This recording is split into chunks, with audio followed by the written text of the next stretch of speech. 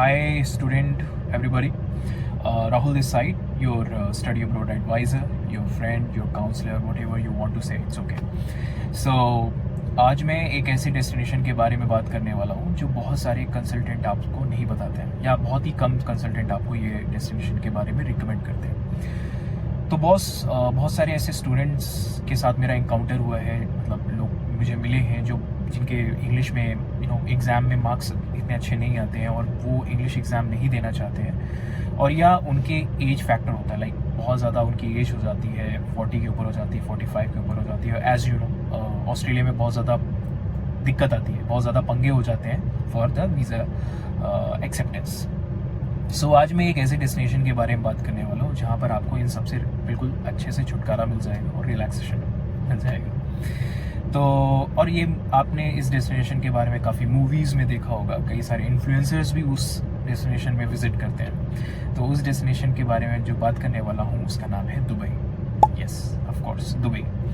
So Dubai, आपको भी पता है, कई सारे बिजनेसमैन जो होते हैं उनका भी सपना होता है वहाँ पर अपना इन्वेस्टमेंट करना, क्योंकि एज यू नो वहाँ पर बिल्कुल टैक्स फ्री है। वहाँ की गवर्नमेंट कोई भी टैक्स नहीं लेती है किसी भी बिजनेस पर्सन से, तभी वहाँ पर लोग ज़्यादा अपना इन्वेस्टमेंट करना चाहते हैं एज अ बिजनेस पर्सन। अब यहाँ पर एज ए इंडियन स्टूडेंट या इंटरनेशनल स्टूडेंट आपके लिए कितना बेनिफिशियल है, तो वो उसके बारे में मैं बात करने वाला हूँ। तो कुछ ऐसे फैक्टर्स हैं जो बेसिक फैक्टर्स हैं, वो मैं आपको इस वीडियो में डिस्कस करूँगा। तो स्किप मत करना, बहुत ज़्यादा जल्दी में मत रहना, पूरा वीडियो देखना, ठीक है।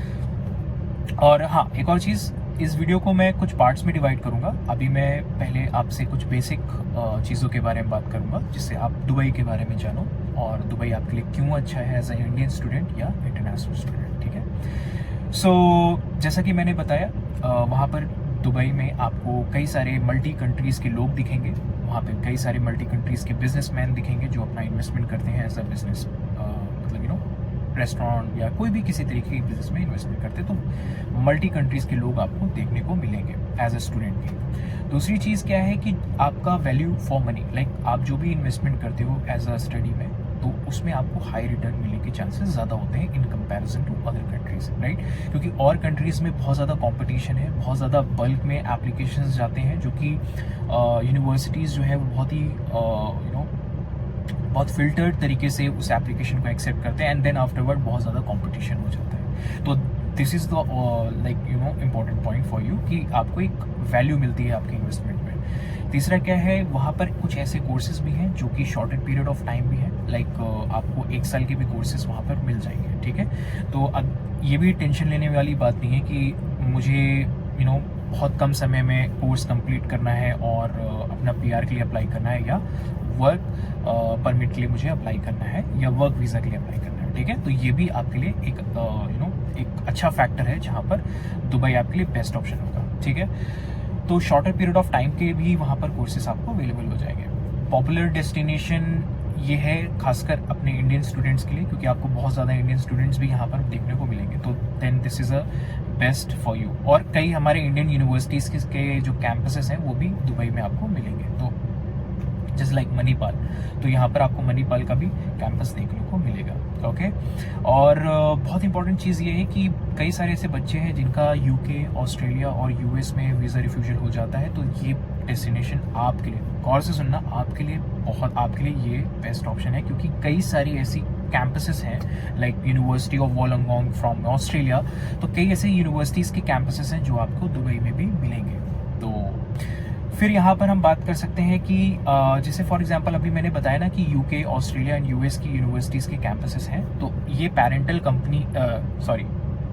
पैरेंटल यूनिवर्सिटीज़ से आप अपने कोर्स का ट्रांसफ़र भी ले सकते हो। फॉर एग्जांपल, अगर आपको लगता है कि वहाँ पर आपका बहुत ज़्यादा एक्सपेंसेस हो रहे हैं, बहुत ज़्यादा एनवायरनमेंट ऐसा हो जा रहा है जहाँ पर आपको वहाँ रहने में दिक्कत हो रही है, तो आप वहाँ पर कोर्स ट्रांसफ़र भी ले सकते हो।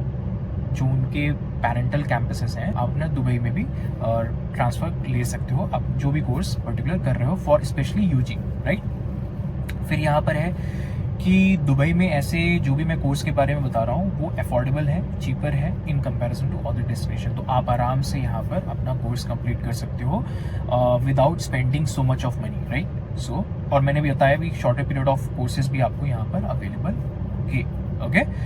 सो ये हो गया। अब यहाँ पर एक और चीज़ है कि एज लिमिट मैं आपको बता देता हूँ। अगर आपकी एज बहुत ज़्यादा है, 45 या 48 है, जैसे कि आप देखते हो ऑस्ट्रेलिया में रिफ्यूजल हो जाता है अगर आपको कोई एक जो उनका एक बेसिक एज क्राइटेरिया उससे ऊपर आप जाते हो, फॉर स्पेशली लाइक 38 के ऊपर। तो यहाँ पर ऐसा कुछ नहीं है, आपका अगर एज 50 तक भी है तो आपका यहाँ पर वीज़ा आपको आराम से मिल जाएगा, ठीक है।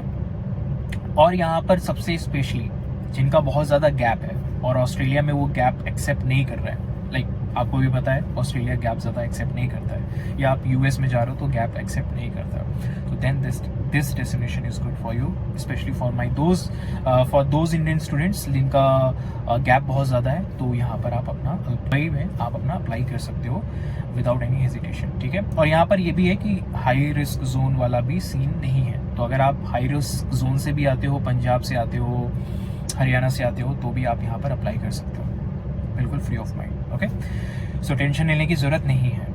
इसलिए मैं कह रहा था कि Dubai is one of the best destination for those student जहाँ पर इन सारी क्राइटेरियाज में वो लैक कर जाते हैं, ठीक है। सो यहाँ पर आप आइल्स के बगैर भी कोर्सेज को ले सकते हो। अगर आपके 70% अबव मार्क्स हैं आपके 12th में इंग्लिश में, तो आप यहाँ पर विदाउट आइल्स भी अप्लाई कर सकते हो। यहाँ पर आपको वेव ऑफ भी मिल जाएगा, ओके। सो मैंने आपको पहले ही बताया था कि आइल्स भी देने की ज़रूरत यहाँ पर नहीं है आपको।